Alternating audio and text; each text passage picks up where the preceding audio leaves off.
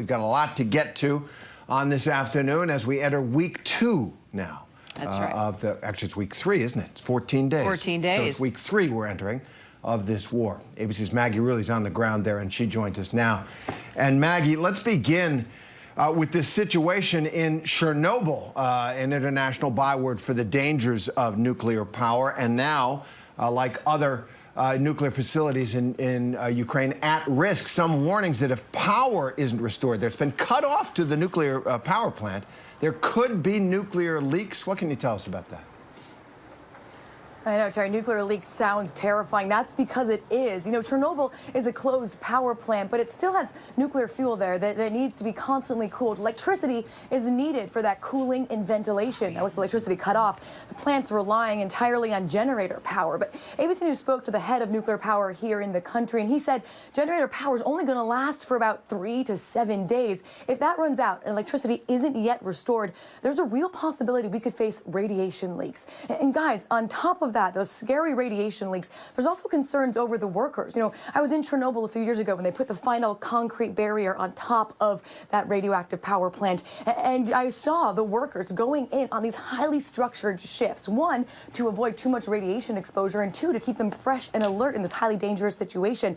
Those workers have now been on call for the past 2 weeks since Russians took control of this station. And that same leader of nuclear power here in the country said he's had no direct communication with them this entire time. So another major concern coming out of Chernobyl. And Maggie, let's talk about just the battle over Kyiv now. U.S. officials warn there will soon be just 10 to 14 days worth of food and supplies actually available there. How much longer do we expect Ukrainians will be able to hold back Russian forces and hold their city?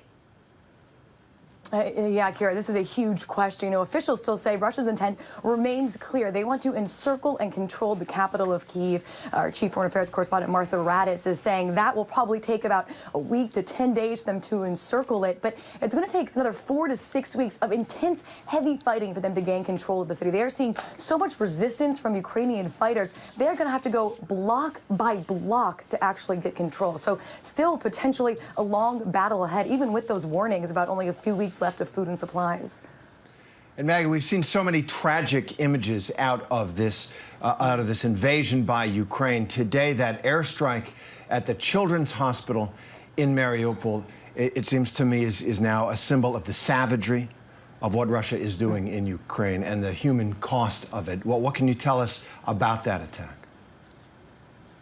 Hey, Terry, I think you said it perfectly. You know, we're getting more and more images from that hospital attack, and they're just horrifying. They are absolutely terrible. It's almost hard to grasp what's gone on. We know the mayor of the town is calling it war crime. The country's president calling it an atrocity. He says there are people and children trapped in that hospital. The one image that I just can't get out of my mind is a woman heavily pregnant at the maternity ward, covered in blood, walking out of that ruined hospital. I mean, I think for me right now today, that is an image that is just haunting to think about. You know, Mariupol has been dealing with heavy attacks even before today's bombing.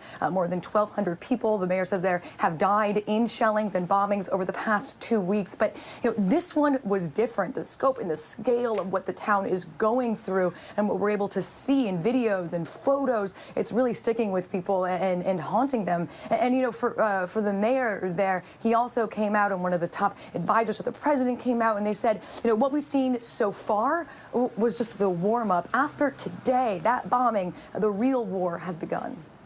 Absolutely. The real war, the Russian way of war, as we've seen it in Syria, in Chechnya, and now in Ukraine. They just demolish civilian neighborhoods, attack hospitals without even trying. It's actually deliberate at this point to attack these places. Maggie Rulli in Ukraine, thank you. Stay safe.